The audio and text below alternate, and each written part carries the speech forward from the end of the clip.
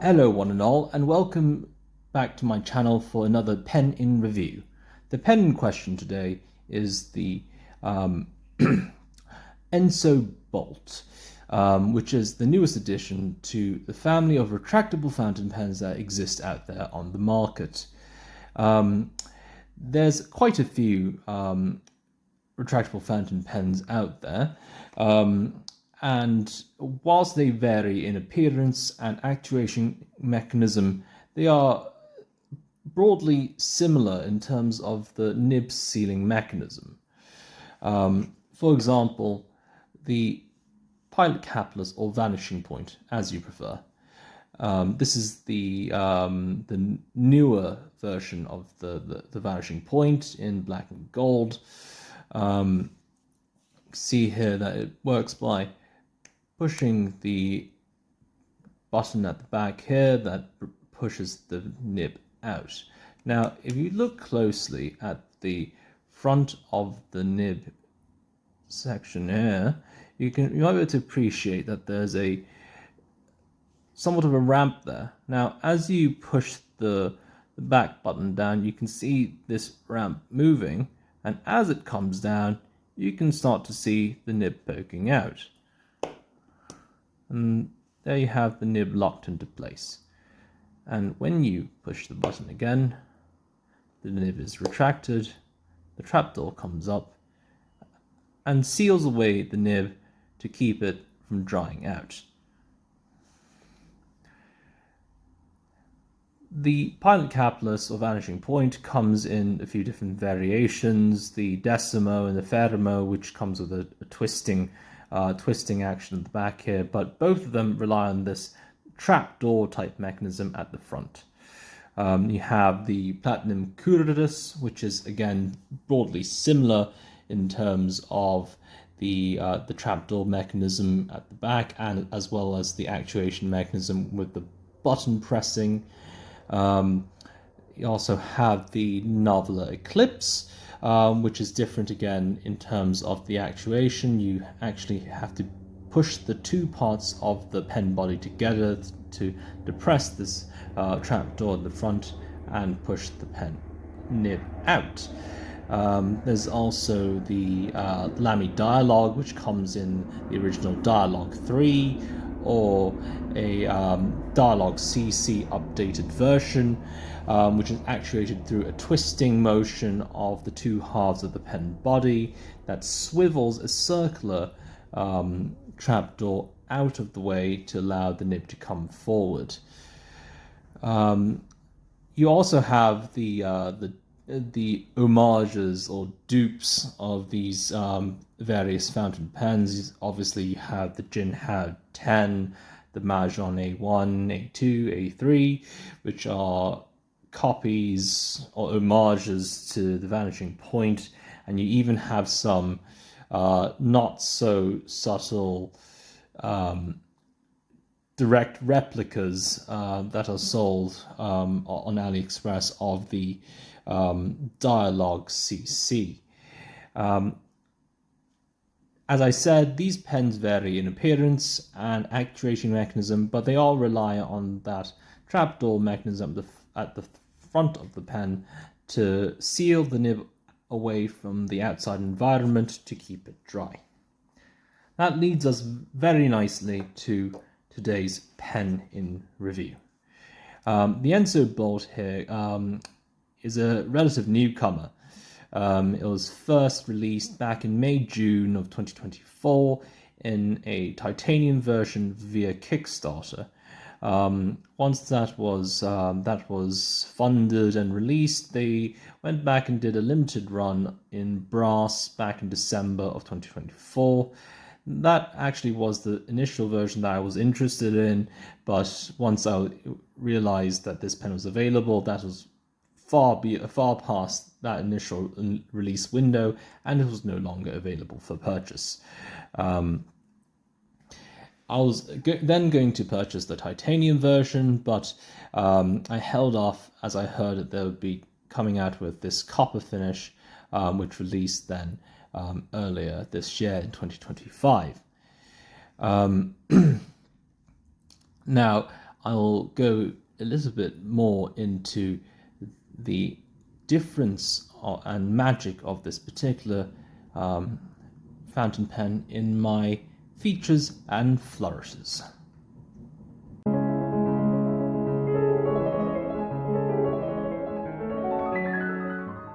As you can see here, this particular ensso bolt comes in a complete copper construction, and that in fact includes the nib unit that resides within the pen. That is excepting the pen clip here. The ensso bolt is still available in its original titanium version. This copper version is a limited run, again, I believe, limited to 200 pens, of which this is one. We'll start from the base of this pen. As I said, this pen clip here is not made from copper. It's probably stainless steel of some sort. And in fact, this pen clip does not come as standard with the pen. When you purchase the ensso bolt, be it in titanium, brass or copper, it comes with this back piece with a flathead screw that sits at the back here. Now, should you purchase this pen clip separately from ensso on their website, you can unscrew this from the back portion of the pen and screw on this pen clip. Now, that will necessitate removing this screw and knob on the bolt action mechanism, and that leads me very nicely to this portion here. Now, as you can see, this is part of the magic of this pen. This is the bolt action mechanism that lends the pen its name. As you can see, there's a U-shaped bolt path here, and you actuate this pen by pushing this knob down, bringing it across, and allowing it to sit inside this divot. And once you're finished using the pen, all you really have to do is push down and let go. There's no real need to fuss about bringing it across once you're putting the pen away. It tends to just snap back very nicely. Now, working our way down the pen, it's a smooth single piece of copper without a clear delineation for the grip section of this pen down to the nose cone. And this is where the second part of the magic happens. Now, the pen, the nose cone of the pen comes off in 5 1/4 turns. That's 1, that's 2, that's 3, that's 4, that's 5, and 1/4. So that's the nose cone there, and we'll go into that in just a moment. Next comes the spring, which helps keep the nib firmly in the pen when not deployed, and helps lock the nib in place once the bolt is depressed. And next comes the nib unit, and the ink converter. As you can see, I've been using this pen for quite some time, and I've somewhat depleted the reserve. As I said before, the nib unit here is a copper piece that leads into this stainless steel nib. Now, as standard from Enso's website, you can purchase this pen in a fine or medium nib. They don't offer anything smaller or larger than that, and they don't offer any specialty grinds like a stub or a cursive, italic, etc. At the moment, at least. Here is the ink converter that comes with the pen. It seems to be somewhat larger than your standard international ink converter in terms of capacity. Now, I haven't measured it in total just yet, but it seems to be visually large anyways. That leads us back now to the nose cone, which is the second half of the magic of this pen. Now, as I bring this nose cone a little bit closer, you may be able to appreciate, once I get this into focus, there's somewhat of a cross in this piece that sits within the nose cone. There's a piece of silicone in there with that cross cut into it, and that piece is where the magic happens. Now, if I take the nib and ink converter here, this is how the nib unit sits within the pen.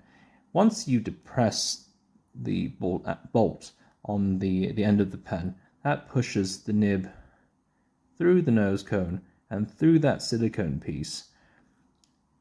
As you push the nib through the silicone piece, the four leaflets of the silicone piece brush over the nib, sort of like a wicking type action, and actually wets the nib quite nicely for you to write with. So when you want to write with this pen, the nib is almost always wet, nice and wet, and ready to go from the get-go.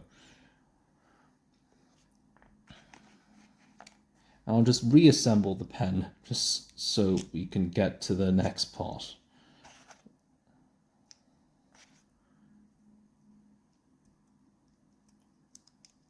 Which will be the writing sample. Back in one piece and ready to go.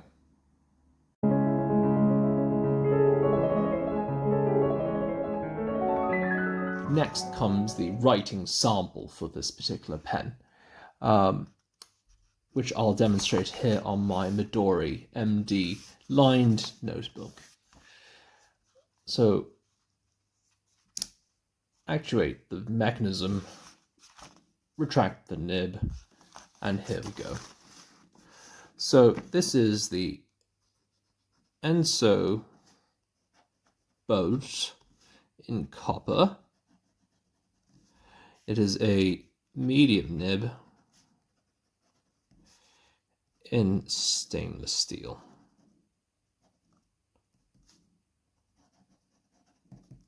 The ink here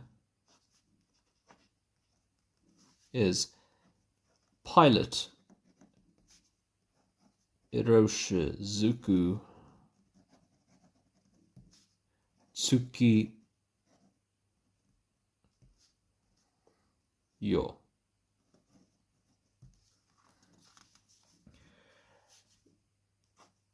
Some horizontal lines and some vertical lines, some diagonals, and some figure eights. It's not a huge amount of line variation to be found here. It's a fairly stiff nib. No pressure, some pressure, no real difference, to be honest with you. And it's a very stiff nib, and I wouldn't really recommend trying to stress this nib at all. In terms of wetness, not too wet, but it serves its purpose. And here is the usual, the quick brown fox jumps over the lazy dog, and some fast writing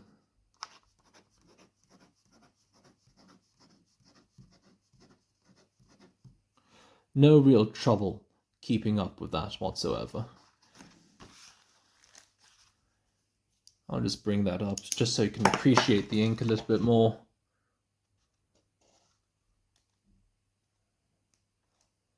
It's a fairly flat colour, there's no sheen here to be found, and it's not a shimmer ink either. But it's a nice ink.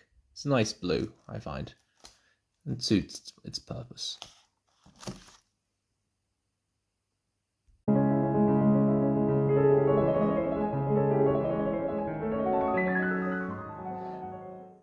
With the writing sample out of the way, that leads to the final portion of this pen in review, which are my musings and misgivings about this particular retractable fountain pen. Now, the ensso bolt here is quite a sleek minimalist design, which I quite like. Most of my pens that I have in my collection are on the same kind of theme in terms of being minimalist. They don't have particularly too much flair about them. They have quite a sleek design, and whereas I do have a few pens that step out of that descriptor, that is the kind of pen that I find visually appealing. I don't like too much noise going on in the design, and this certainly fits the bill. It's a single elegant piece of copper with a pleasant appearance and a fun actuating mechanism in the back. This particular way of actuating a retractable fountain pen, very novel and fun to play with, almost like a fidget toy. I've been guilty of doing that on more than one occasion. The nib dry out on this retractable fountain pen is fairly minimal. That silicone piece sits fairly snugly in the nose cone, and once the nose cone is screwed in, there doesn't tend to be much dry out. Now, I've read a few reviews where some people have certain issues with the dry out on this pen, and I think primarily that's because the silicone piece at the end of the nose cone is not sitting right within the nose cone, and that can be adjusted. Now, if after adjustment, I think if the dry out is still poor, when you buy the pen, it comes with 2 additional silicone pieces, and you can replace that and see how you go. If there still is a problem, you can purchase extra pieces from Ensso's website. Speaking of purchasing from their website, the price on this pen is quite reasonable. It's going for $135 US dollars in both the titanium and copper version, with an additional cost for the pen clip, which I don't quite recall off the top of my head. Now, in terms of retractable fountain pens, that's a pretty good price. The Pilot Capless here of Vanishing Point I bought second hand from a lovely gentleman in the UK. I bought this for roughly 150 euros. Now, clearly, this is a more of an upscale pen with a 18-karat gold nib. But certainly this is quite a lot more affordable than purchasing, say, a new Vanishing Point. The other options, such as the Platinum Curadus, is maybe slightly cheaper, but that is a plastic body construction. The Nava Eclipse, I believe, retails for 80 or 90 euros as a new pen, but again, slightly different in terms of the construction.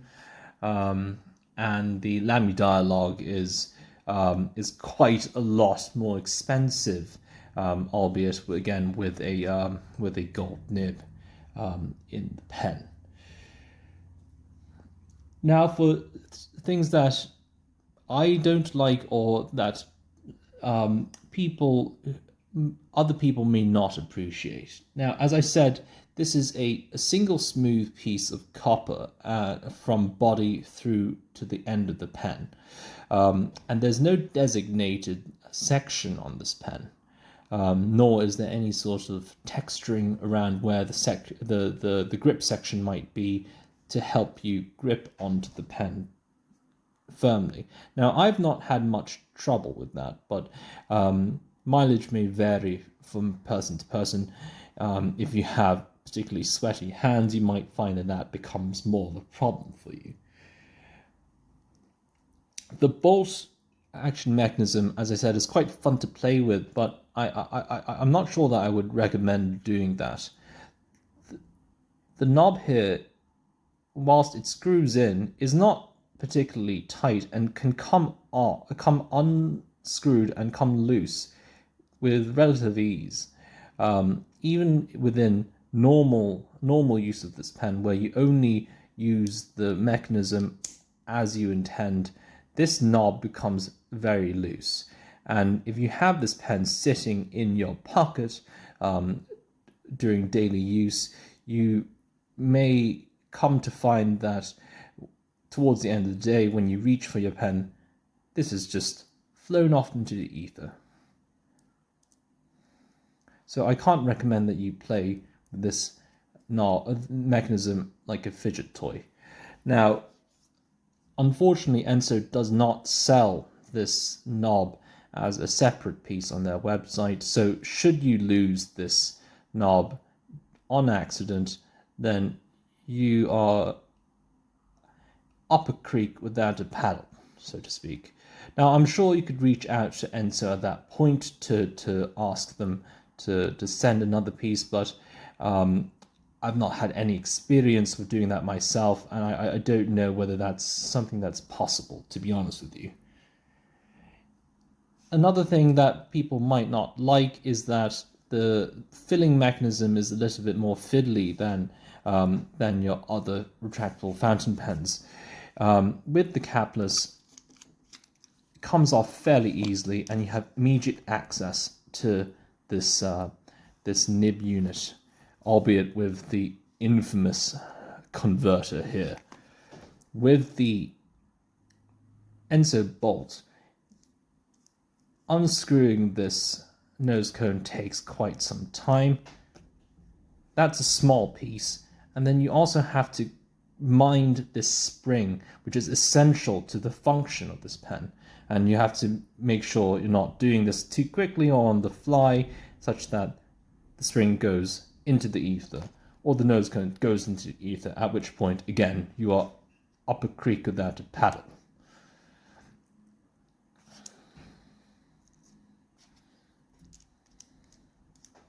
Another thing I should say, as compared to the capless, there is a spring in the capless that helps all this actuate, but the spring is built into the capless front portion of the body, and no matter how much you shake it, the spring is not going to come out. Whereas with the Enso bolt, the spring is a separate piece, and you have to mind it as you refill the pen.